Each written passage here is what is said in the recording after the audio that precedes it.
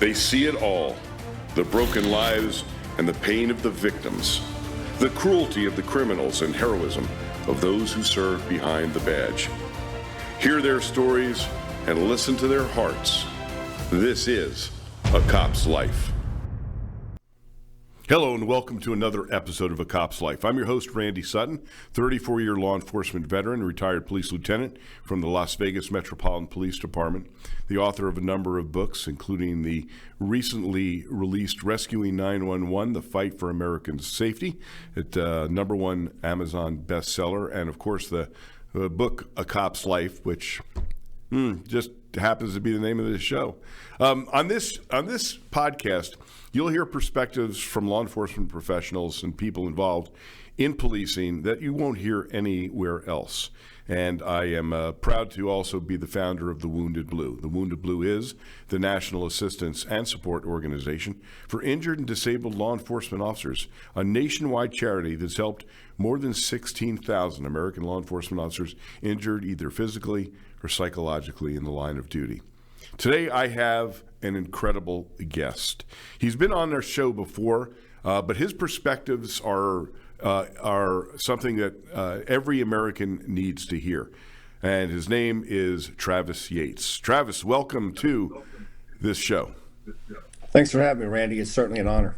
So I want to just read briefly your bio. A little bit about your bio, because if I read everything in your bio, we wouldn't have any time to have any discussion. We don't need to do that. Right, but I do want the audience to know a little bit about you. Dr. Travis Yates, by the way, he's also a doctor, is one of the most prolific writers in law enforcement and one of the most popular speakers in the industry. Over the last 2 decades, his seminars on risk management, officer safety, and leadership have been given to thousands of law enforcement professionals across the globe, including 45 states. His articles have been read by millions of people, and his leadership principles have been adopted by countless law enforcement leaders across the globe. He's been published hundreds of times in various publications, including the Daily Caller, Law Officer Magazine, Police One. His expertise in various areas of law enforcement has been featured in media outlets such as Fox News, CNN, ABC, USA Today, Associated Press, and many others. And I could go on and on. Travis Yates, welcome to A Cop's Life. Man, it's an honor, Randy. Thanks for having me. So you and I have had so many discussions, and your perspectives are something that it really need to be shared with the American people. But first, let's talk a little bit about your police career. Let's talk about why you became a cop to begin with, and just a quick rundown of your police career. Well, it was kind of improbable, but it shouldn't have been. My father was in law enforcement. He started with the Los Angeles County Sheriff's Department and ended up in Fort Smith, Arkansas as a young kid, and he went to work there in law enforcement, and he retired there after 26, 27 years. So I grew up around him. I grew up around his friends and his coworkers. I didn't need Superman or Batman. I mean, I thought these guys were just heroes and studs, But I didn't really have an interest in going into the profession. I had other interests, and he never pushed one way or the other. So I was in college. I was 19 years old, and I went on a police ride-along. And it was one of these ride-alongs that, like in your show Cops, it was like a condensed version of Cops. Like everything just happened in this 8 hours. I mean, everything. I remember looking over at the guy, and I said, "Do they pay you for this?" And he goes, "Twice a month." I said, "Man, I got to do that." And I changed my degree. I changed the direction of my life. If it wasn't for that ride-along, you wouldn't be talking today. Who knows what I'd be doing or where I would be. And so I didn't know anything other than that I wanted to experience that. It was kind of the closest thing to a competitive, athletic type of background. I hear your partner in the background. I hope you can post edit. Can you post edit? No. Okay, I'm sorry. It's okay. It was as close to anything from my athletic background as I could get. I wouldn't say a brotherhood, but it was just so different than any other job I'd ever had. And so I didn't know a lot, Randy, but I just started applying. Tulsa, Oklahoma was the first one that gave me a shot. I started there when I was 21 years old.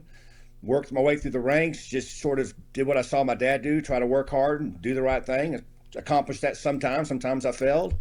And I did 30 years in all sorts of different assignments. Along the way, I started training other officers and consulting agencies outside of Tulsa, which was kind of a weird thing for me at the time, but I kept getting phone calls and I kept traveling and kept doing it. And I met people like you, and, I sort of blink, and 30 years later, I retired and now do the consulting and training full time. I want to just touch on one thing, how you began your police career. And this is something that I urge all of my listeners and viewers to consider. Almost every police agency allows ride-alongs for civilians. And I urge every American to do a ride-along with their local police agency. They'll see things that will change their lives and will give them a different view on law enforcement. So I wanted to throw that in. It just shows how effective that the ride-alongs can be when it comes down to showing a young man like yourself a career path. So yeah, it was an amazing experience, and I often would do those ride-alongs for other people when I was on the job because I saw the importance it made in me. And I would tell people if they were serious about going into this job, do 2 or 3 ride-alongs because not every shift's the same. But they'll know pretty immediately whether it's for them or not. Yeah, I agree. So let's talk about, your career with the Tulsa Police Department. Tulsa's a big agency. How many officers were there when you left? Well, they swung between 700 and 900 during my career. They're on the lower end at this time, but that's kind of where they swung, between 700 and 900. It's the second largest agency in the state, next to Oklahoma City. And let's talk about that fact that they're on the lower end. This is about recruitment. Now, you and I have had discussions about this before, and you're very focused on recruitment as an issue that's it's a crisis in American law enforcement. And so you're taking a very proactive approach to that recruitment issue. If you would, let's talk about that for a moment. I'm in the leadership space, but I'm a little different than most of the people in the leadership space. Most people in the leadership space are out to, make money, tell some war stories, and be on the road 200 days a year. I'm kind of in the space that I want to solve problems. I want to speak about leadership that solves problems and practicality. And because of that, I co-founded an actual recruiting company for law enforcement when I retired called Safeguard Recruiting. And because I knew in the profession we were doing it wrong. First off, we hired 100,000 cops in 94, 95 the cops grant. And then what happens 30 years later? Oh, they all happen to start retiring. What happens at the same time? Oh, yeah, we had this thing called 2020 happen and all this nonsense, right? And so I knew that was happening, but I didn't see law enforcement pivot. What I did see some law enforcement do is they started spending hundreds of thousands, if not millions of dollars on marketing and branding. Well, you're never going to brand your way out of what the news media does to law enforcement. You have to actually recruit. And so we understand that at the executive level, Randy. Like if a large city needs a chief or a deputy chief, they hire a recruiting company, a headhunter company, to go out and find qualified people for that job. But then when it comes to the most important aspect of law enforcement, the line officer, we think we can brand our way to full staffing. And so I knew we were doing it wrong. I couldn't get many people to listen to me when I was on the job. So once I was retired, I was free and to help develop this company, co-founded it. And it has been unbelievable. We have got clients all over the country, Cleveland, Philadelphia, huge departments that everybody just said was dead and gone. They're all coming back. In fact, ICP just featured Cleveland this morning. Their applications are up just shy of 300%. They don't mention us, but they've hired us in the last year to actually do that. And so we go out and we target people that want to work for specific departments. And there is a leadership component. The leadership component is this. You have to make the correct decisions when it comes to recruiting. Stop going to job fairs. Stop doing what we did in the 90s. Stop throwing up billboards and bus ads. You're going to spend a lot of money for very little return. We've done it so much, Randy, is I can tell you exactly what it's going to cost if you tell me how many officers you need. I mean, you're still doing the academy and you're still doing the background checks, but the sourcing of the actual officers, because we've got the data down, I can tell you, I just recently had a department that called me. They were down 50 officers and they were spending, I think, $3 million a year on hire back shifts.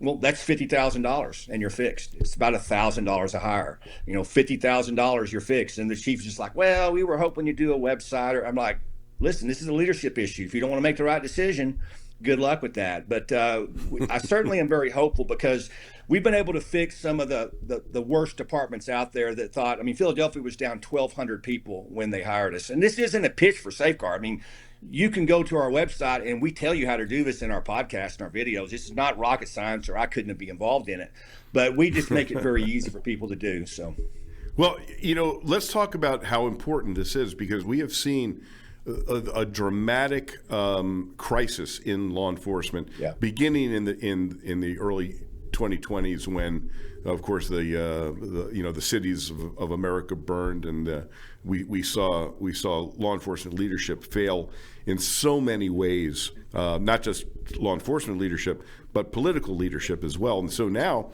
the major cities in America are facing a crisis of numbers. They don't have enough. I mean, I just read about Minneapolis, which of course is the center stage for ineptness and incompetence in law enforcement leadership. They're down so many people that they can't even respond to their 911 calls in a timely fashion.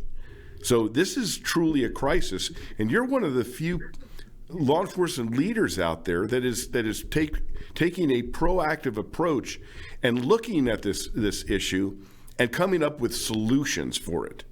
So that's why, but let's look at the realities, Travis. People are dying because of this. This isn't just some esoteric thought process. This is a crisis that's costing American lives and police lives at the same time. Here's what these cities are seeing. And by the way, Minneapolis may be the first major city to go bankrupt, because they're not reversing their ways. And that's obviously a whole show in itself. But what we're seeing is, Randy, about 70 to 80% of recruiting just happens. That's people, it's in them. They want to be police officers. They're going to apply. You don't have to do anything to get them, right? But you've got to change your ways for the other 20 or 25%. And it's even exacerbated with the most important aspect, that if you're on the job, why you stay on the job, retention. So if your retention is terrible, people aren't staying 20, 25, 30 years, it hurts the front end. The data that we have says that if you start in law enforcement today, 62% of those officers will not make it to 5 years. And here's why. Don't blame the generation, because I hear people saying that. Those are excuses. The number one thing that any employee wants across all industries, and Gallup will tell you this every year, it's not pay, it's not salary, it's not benefits. Am I supported by my leaders?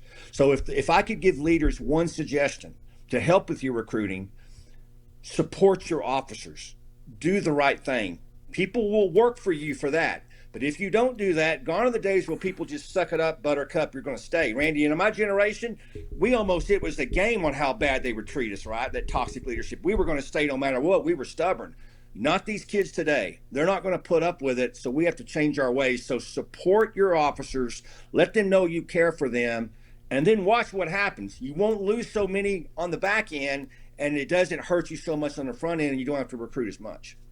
Well, we're going to get into some of the reasons behind that right after the break. We're going to take a quick break, and we will be right back. We're back with Travis Yates, Dr. Travis Yates, retired police major and law enforcement leader of exceptional value, I might say. Let's talk about the leadership and the lack of support. I too, in my career as a law enforcement leader, as well as the founder of the Wounded Blue, I hear literally every single day this topic comes up. And one of the things that I know you're very, very passionate about is about officer safety and how our officers, we've seen the number of officers killed in the line of duty diminish over the last few years, but it's not because the attacks are stopping or slowing. Almost every single day, Travis, a police officer is being shot in the line of duty. And you and I both know this, that last year, more than 85,000 American law enforcement officers were physically assaulted in the line of duty. They were shot, they were stabbed, they were beaten, they were hit with bricks, they were kicked, they were punched. And that's an astounding number and a dramatic increase since 2020. And one of the factors that that we have seen has been this move of, quote, de-escalation. Let's talk about that. I know you've studied this, that you're very passionate about it, and the realities that about the training that law enforcement agencies are giving their officers that are maybe leading to these assaults and these deaths. Well, I would challenge anybody listening or watching, find someone's talking about this other than Randy and I. Randy, there has been an increase in officer assaults every year since 2020. We've never seen that before. And last year was an all-time high. By the way, that 85,000 number you mentioned, that's underreported. About 50% of the departments don't report the data. And as you know, officers get assaulted all the time, and it's not reported in reports. So no one's talking about this. And I just come from this solution-based where I go, well, why is this happening, and what can we do about it? I've taught this class for about the last 15 years called Seconds for Survival, because it's not about the attack that I'm worried about. I'm worried about what's happening before the attack, because I want to prevent the attack against the officer. And so, and everybody listening to this, even civilians know this, that before violence occurs, typically there's what we call pre-attack indicators or pre-incident indicators. It's just a psychological response from the body. People actually make a decision to do something before they do it, and the body gives you signs. They may be looking around, their hands may go in their pockets, they may blade away from you. So I've really enjoyed teaching this class throughout the years. I've been all over teaching it. But in recent years, what I have found, Randy, is officers used to say, well, hey, this is a great refresher. It's a great reminder. Thank you. Well, in the last 5 years, I've had officers tell me, I've never heard of this before. And I'll go, what do you mean you haven't heard of this before? When I would dive deeper, I'm finding out that they're being trained, but they're not being trained in this. They're being trained in actually the exact opposite. We're trained to de-escalate and to talk to them and to try to, time and distance and all this stuff. Now, that stuff may be fine and dandy on a non-violent type call. But what I have found, and I'm going to tell you how I found it in a minute, is that stuff is deadly. Many states in post-2020, about a dozen states passed mandatory de-escalation laws for law enforcement. And 4 of those states, I found published data. I found officer injury rates and use of force rates. Do you know, Randy, that in every state that published the data, after they passed mandatory de-escalation laws inside their policy, this is every agency in that state, their officer injury rate spiked, their use of force spiked. In fact, I mean, I can tell you about individual departments. Chicago Police there was this big article in the Tribune about, we don't understand why our use of force keeps increasing. We passed all these reforms. That's why it's actually increasing. So I got in my mind to start doing some deep research on this. And what I found is a couple things. Number one, I wouldn't recommend a doctorate degree for anybody, but the one thing it did do is it taught me how to do research. It taught me how to read research, because not every research is actually fair and unbiased, right? And so I started diving into this. Here's the first thing I found, and I'll just read you the quote. Dr. Robin Engel from peer-reviewed journals. The quote is, de-escalation training has not been subjected to rigorous scientific testing.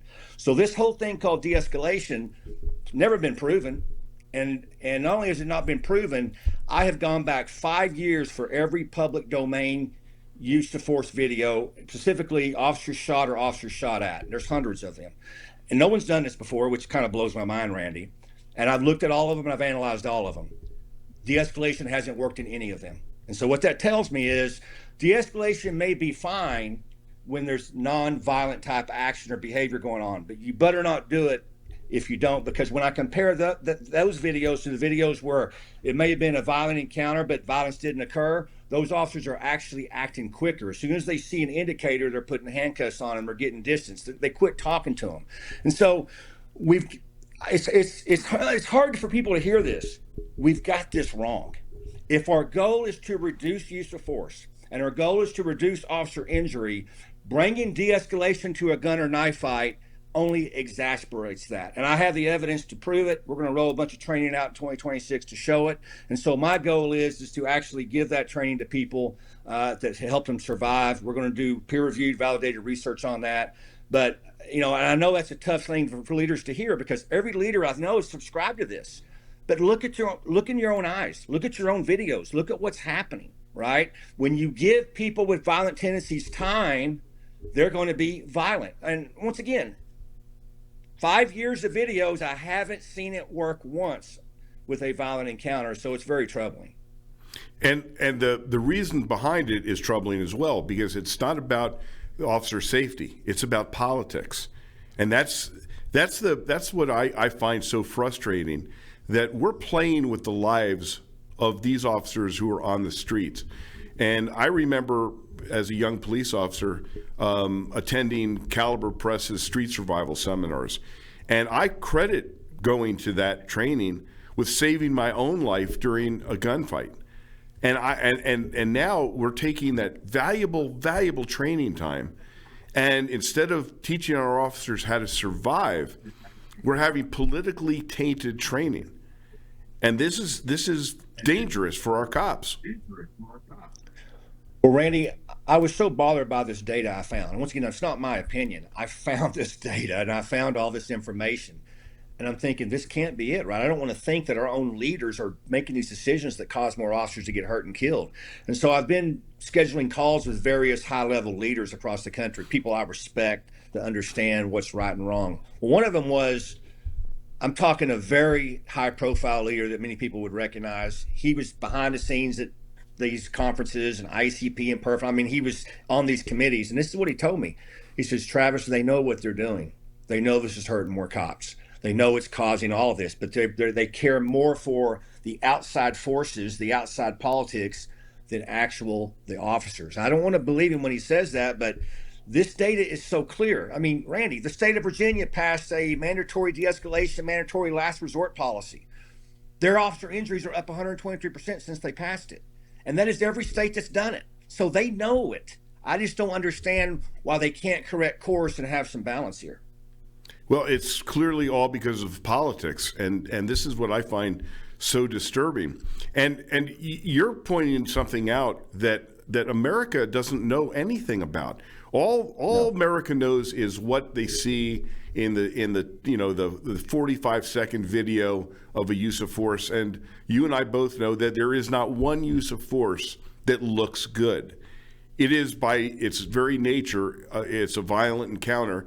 And when a police officer is involved in it, there's no way in the world that it's going to look good. And so those optics become the focus, not the underlying cause, not the suspect's behavior. It's all based on the officer's perceived behavior. Now, Randy, if leaders want to do the right thing and want to get a handle on this, I'll give them away the data, but here's what the data is showing for 5 years. In 91% of the cases where officers were shot or shot at, or suspects were shot, in 91% of the cases, an amplifier was present. What does that mean? That means that the officer had information before the contact that this was a higher tactical call. Domestic violence, man with a gun, robbery, things like that. So 91% of the cases before an officer was shot or shot at, that's the case. But here's the metric that leaders can take advantage of. In 100% of the cases, keep in mind, this is in 100% of the cases where officers were shot at or shot in the last 5 years, the suspect did not comply with the first commands. Now, so if a leader wants to actually reduce use of force and reduce injury, don't run to your city council and give them all the de-escalation tricks you've learned. Encourage people to comply with law enforcement. That really, those are the two huge. Now, there were other indicators that we're going to talk about in our training in 2026 and beyond, but those two right there are glaring. And here's what's also glaring. If you're an officer watching this, if you know information before you get there that this could be a higher, more dangerous call, and you get non-compliance, stop your de-escalation. Stop it. That's how officers are getting shot and are getting shot at. The videos that I've watched where officers were able to avoid that, they made immediate decisions when those two were present, and it saved their lives. You know, you and I have both seen videos. I mean, one thing that I can say unequivocally is that with the amount of body camera footage that's available, with the amount of in-car dash cam video that has been fairly recently put into the career path here, we are seeing tremendous amounts of learning opportunities here. But are the departments utilizing that in the right way? Isn't that unbelievable? I mean, I would not have been able to do this research a decade ago, and now it's all there for me to do. This has not been done. I have not seen anyone do this from the department level, in fact, a micro level. In fact, I'll tell your audience this. If you're in a department and you would like me to do this for your videos, I'll do it. To this day, nobody's let me. Why? If you've got a cadre of videos, right, and you want to analyze what's happening before your officers are getting attacked or hurt, I'll analyze it for you for nothing. And then you can build that into your training. Well, why am I doing it? Why aren't these departments doing it? So we analyze all this data in these departments, the ethnicity of this or the race of that or this and that or the budget. Why are we not analyzing this data that's so apparent that's happening before officers are either having to use force or be subject to force? Because instead of listening to the latest committee from ICP that has, those folks haven't worked the streets in 2 decades, you have experts in your department that can implement this in training to actually save lives. Now, there are departments that do this, but by far and wide, I have not seen a push for this. And the fact that you and I are talking about this and people are going, I never knew that. That's a problem, Randy, because I love you, brother, but we're not the smartest people in the world. Why are you and I the ones having this conversation? It's very frustrating to me because I would rather be talking about other things. This stuff should be basic, but we've sort of taken 3, 4, 5 steps back, and my goal is to bring us back forward so use of force is mitigated and officer injury is mitigated. Why is that not popular? Well, because you're not saying those fancy words of de-escalation and sanctity of life and all these silly, stupid words we've been using that hasn't helped whatsoever that nobody wants to point out. Well, this is like the quintessential issue that's facing American law enforcement today. And you're right, it is not being spoken about at the highest levels of police leadership. I think perhaps one of the issues here, Travis, is the fact that there's approximately 18,000 different police agencies in this nation. All have different leadership, all have different policies. And when you have no unified voice, no unified leadership, then this is what happens. That everybody, it's a free for all out there, and where is it falling down, and what are the tragic consequences? It's that these officers are facing physical attacks. They're being shot. They're being severely injured in the line of duty, and no one is taking this seriously. We got to take a quick break, but we will be right back with this important discussion.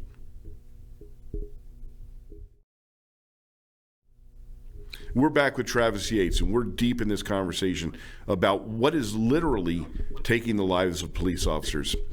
Let's talk about some of the insanity that we've seen with states actually passing laws that curtail the ability to police.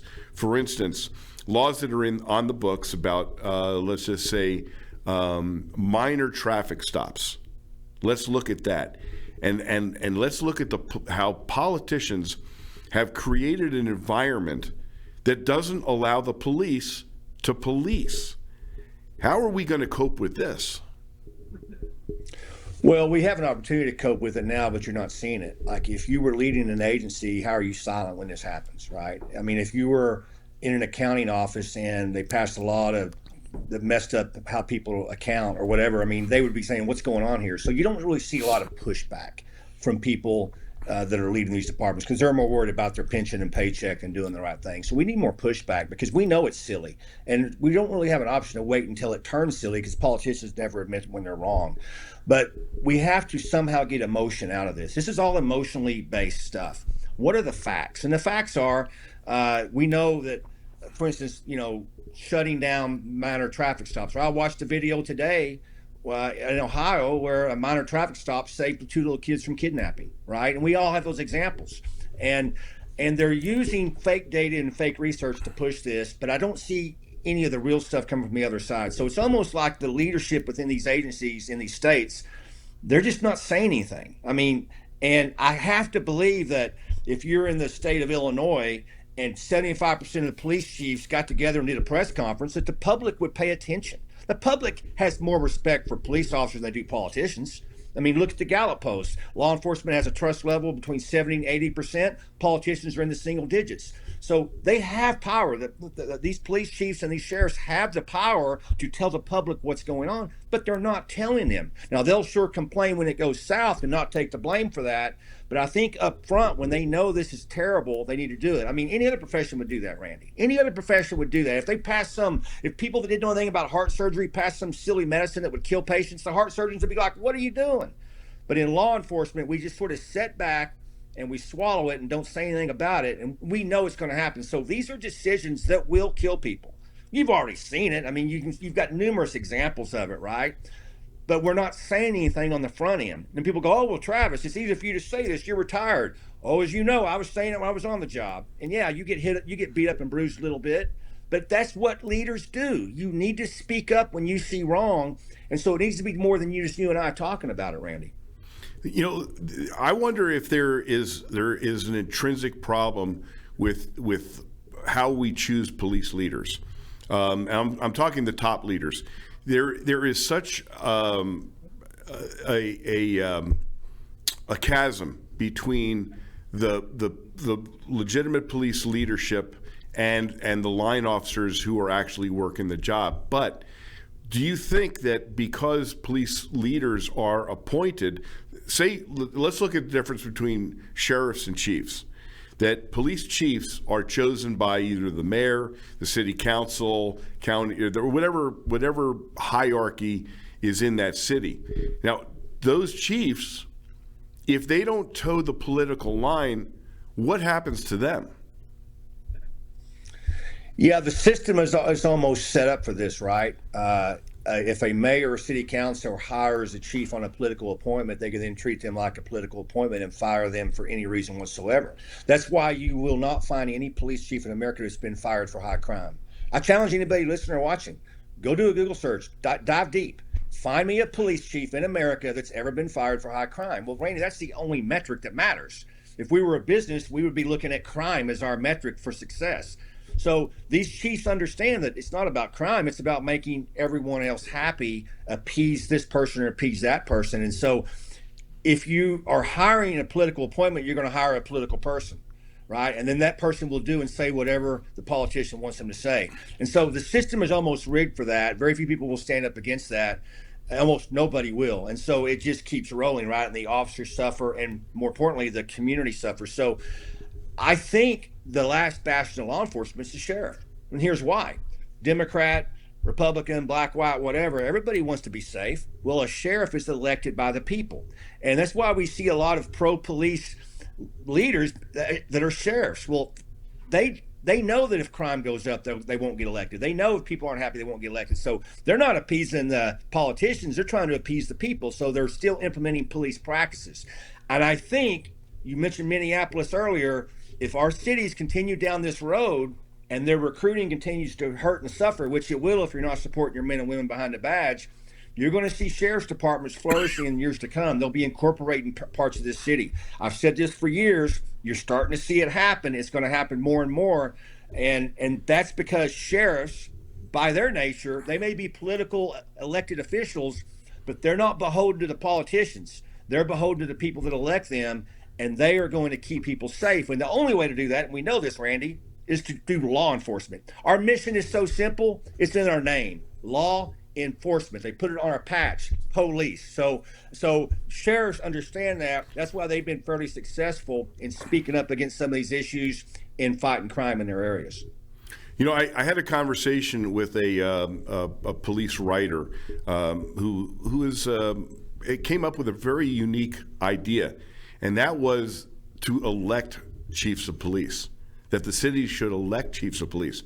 I never even thought about that idea. But when you consider it, it actually makes sense. It's a radical change, but it really does make sense, although he's not getting any traction at all for the reasons that we all know.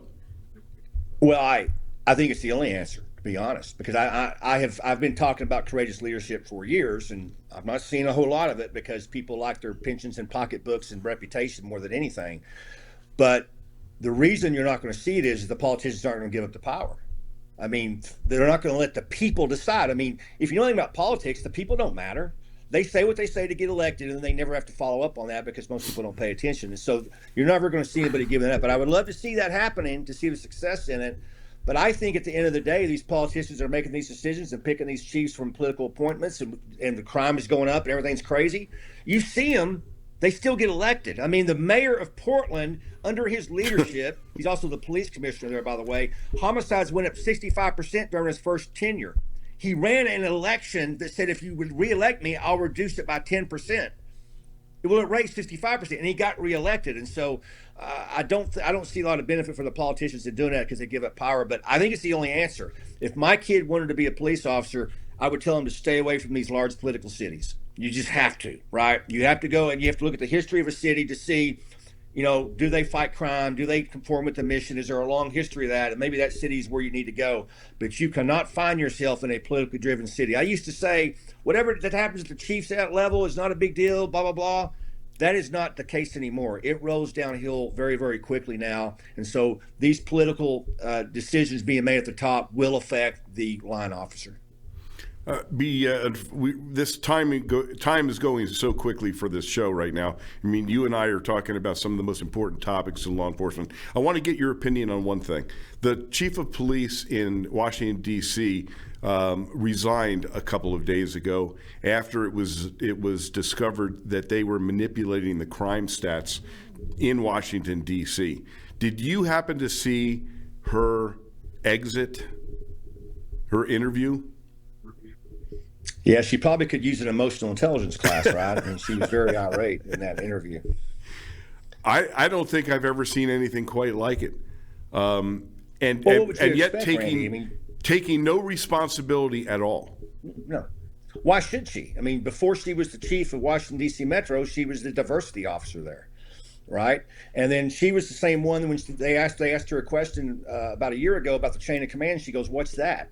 And so why would you expect any other response? And so people need to understand this is they're seeing agency leaders lying about recruiting, they're lying about crime stats. That manipulation is not just in Washington, D.C. Once again, if you make it a political appointment, they're going to do what politicians do. They're going to lie.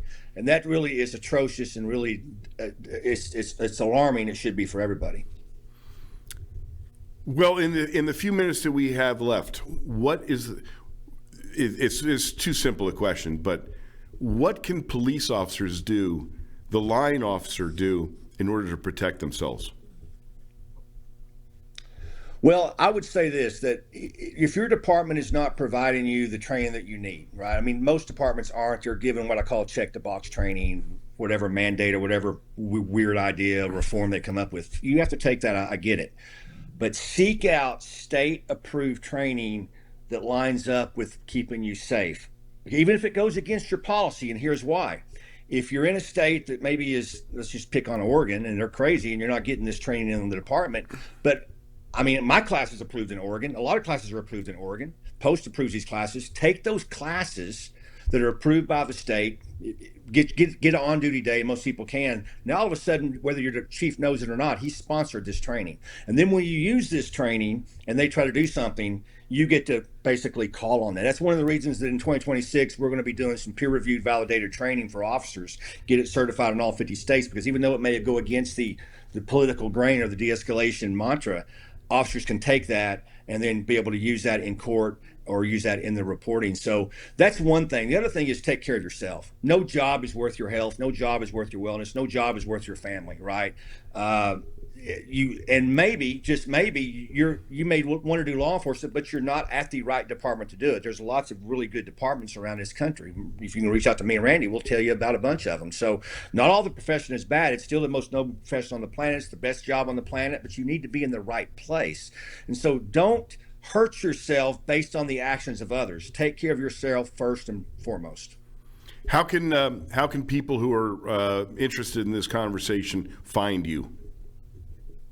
Pretty easy. My name, TravisYates.org. Go to .org.com is not me, trust me, but go to .org. And that branches you off into all this stuff, Randy. I do a weekly article, I do a weekly podcast. All my trainings are there. But more importantly, I'm rolling out a human behavior threat management course in 2026 that is a certified course. It's expert level course. If you want to train this at your department, train this in your community, it's going to give you everything for that. I'm really excited about that. We're pushing to the finish line on that. And all these things we talked about earlier in the show, that's where that's going to reside. It's truly, I think, some training that's going to be able to save lives immediately. But you'll be able to find all that at TravisYates.org. And also lawofficer.com is your news and information website, and Law Officer is the place to go for up-to-date information on law enforcement. Travis, I can't thank you enough for taking the time to join me today here on A Cop's Life and sharing your insight. Randy, thanks for everything you do. It's just an honor, and it's hard to believe that I get to talk to you all the time. So thanks so much for all your efforts. Thanks. Well, I appreciate you guys tuning in to this episode of A Cop's Life. The conversation that you just heard with Travis Yates and myself may be one of the most important law enforcement conversations that you will hear. And I plan on having Travis Yates for many more conversations in the future. Now, I ask you to do this. If you care about law enforcement, go to thewoundedblue.org. That's thewoundedblue.org. We are a nationwide charity. We have helped more than 16,000 American law enforcement officers who've been injured either physically or emotionally and psychologically. They need your help. It is critical that these men and women are supported, and if you go to the website thewoundedblue.org, if you're a law enforcement officer, you don't need to walk the journey alone if you've been injured either physically or you're dealing with post-traumatic stress. The entire team of the Wounded Blue is made up of officers who have experienced these type of situations. So reach out and don't walk this journey alone. We're almost at Christmas time. I want to wish you a very, very Merry Christmas, a happy holiday season. Stay safe, and remember, we are here for you at the Wounded Blue.